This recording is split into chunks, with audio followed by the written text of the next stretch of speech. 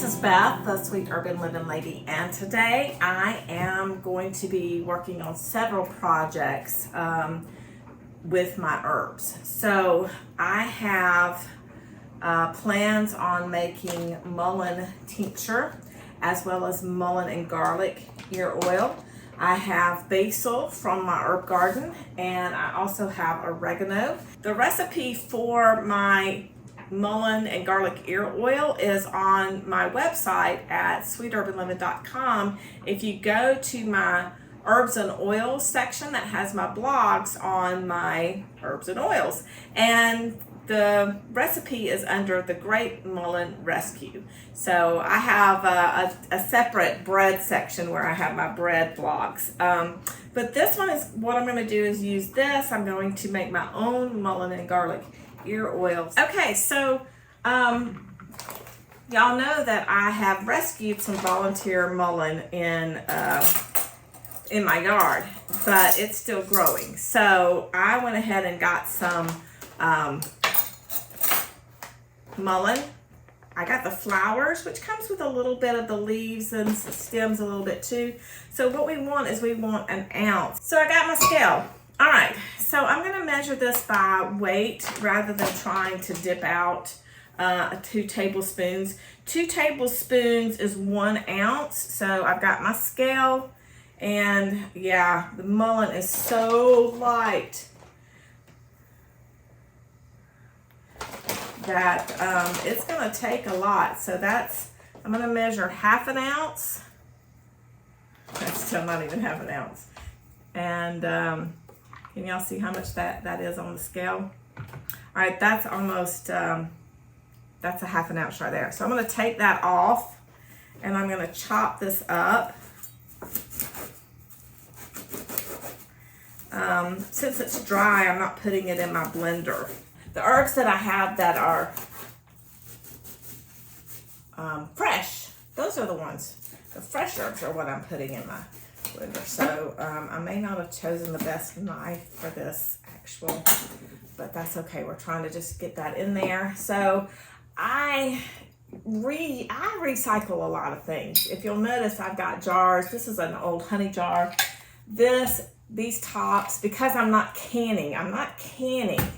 So I don't have to have, I do have this canning lid for my wide mouth that I'm gonna do my oregano. Because I'm not canning, I'm just going to be letting these sit in a nice warm sunny place. Some people do herbs in dark places, and some people do them in light areas with the sun. And I'm gonna do these where the sun method, where the sun, not necessarily in direct sun, but just letting the sun draw.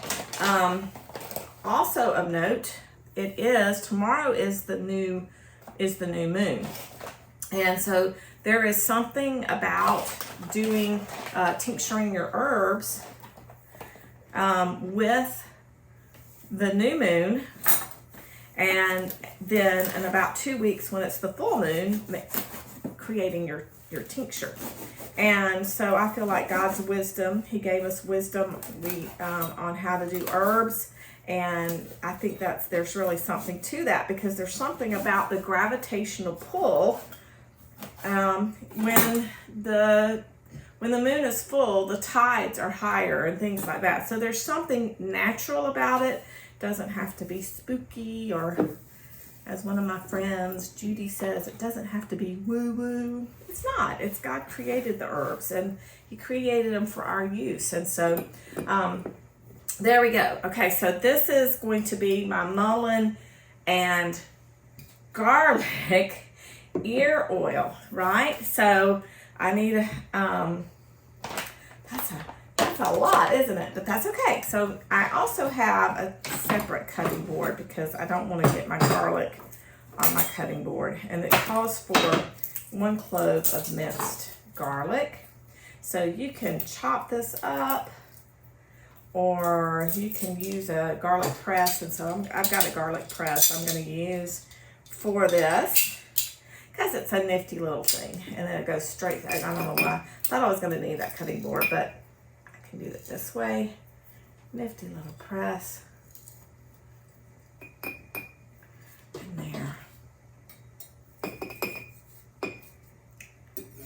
doesn't feel like enough garlic compared to the mullein we're using. It doesn't, but that's okay. This is a good recipe. And if you want to add more garlic, I'm actually kind of the mindset of more can be better.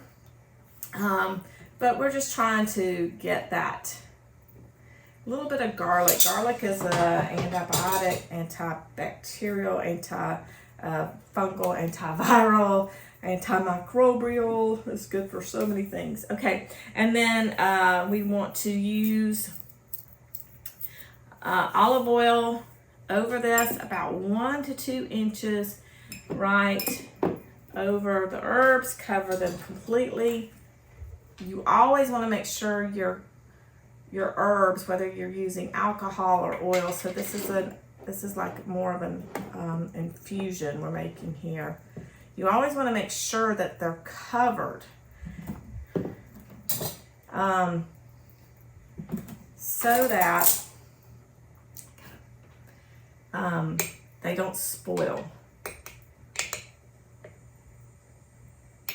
I'm going to stir that up a little bit so that the garlic is throughout.